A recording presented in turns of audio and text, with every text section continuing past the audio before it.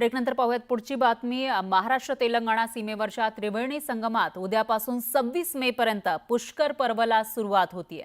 दोन राज्यांच्या सीमेवर असलेल्या या नगरम कालेश्वर घाटावर पुष्कर पर्वत लाखो भाविक गोदावरीच्या त्रिवेणी संगमामध्ये अंघोळीला येत असतात। या पुष्कर पर्वला यावेळी जवळपास 2 लाख भाविक या ठिकाणी भेट देण्याची शक्यता आहे। कालेश्वर मुक्तेश्वर मंदिरात एकाच पाणवठ्यावर 2 पिंड आहेत, ज्यामध्ये शिव आणि यमाची एकत्रित पूजा होत असते। हे जगातलं एकमेव मंदिर असं आहे ज्या ठिकाणी शिव आणि यमाची एकत्रित पूजा होते। त्यामुळे भाविकांच्या सुरक्षेसाठी महाराष्ट्राकडूनही जय्यत तयारी करण्यात आली आहे आणि सुरक्षा व्यवस्था या ठिकाणी चोख ठेवली जाते।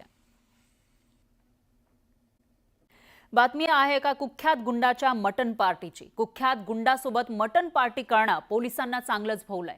या मटन पार्टीची बातमी समोर येताच पोलिसांवर निलंबनाची कारवाई करण्यात आली आहे। पोलिसांनी नेमक्या कोणत्या गुंडाची बडदास्त केली आणि कोणत्या पोलिसांवर निलंबनाची ही कारवाई केली आहे ते बघूयात या रिपोर्टमधून। गुंड गजा मारणीने ढाब्यावर जोडली मटन पार्टी। पोलिसांच्या हजेरीत गजाचा मटणावर ताव।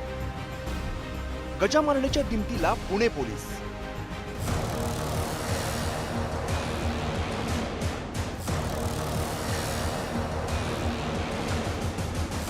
पुण्यातील कुख्यात गुंड गजा मारणे, खून, खंडणी यासारख्या गंभीर गुन्ह्यांची नोंद गजावर आहे।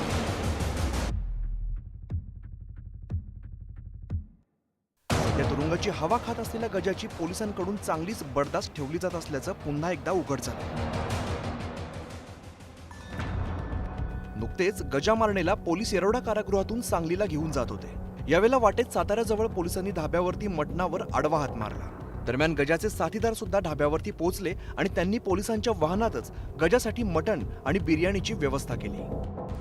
धक्कादायक बाब म्हणजे गजाच्या साथीदारांना पोलिसांनी हटकलंही नाही।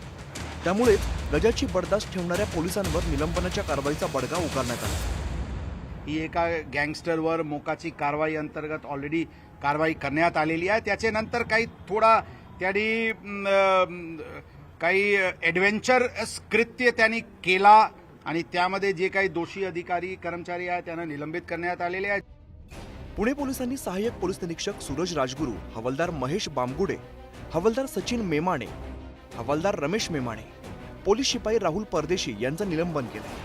तर गजा मारणेला धाब्यावर भेटलेल्या त्याच्या साथीदारांवर सुद्धा कारवाई केली आहे।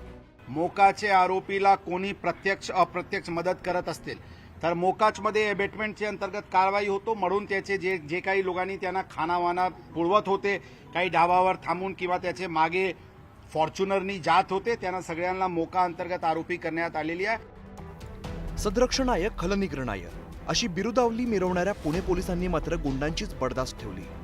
त्यामुळे पोलीसच कुख्यात गुंडांची खातिरदारी करत असेल तर पोलीस जनतेच्या सेवेसाठी आहेत की गुंडांच्या, असा सवाल सामान्य जनता विचारते। व्हिडिओ जर्नलिस्ट सचिन हंचाटेसह वैभव सोनवणे, न्यूज 18 लोकमत, पुणे।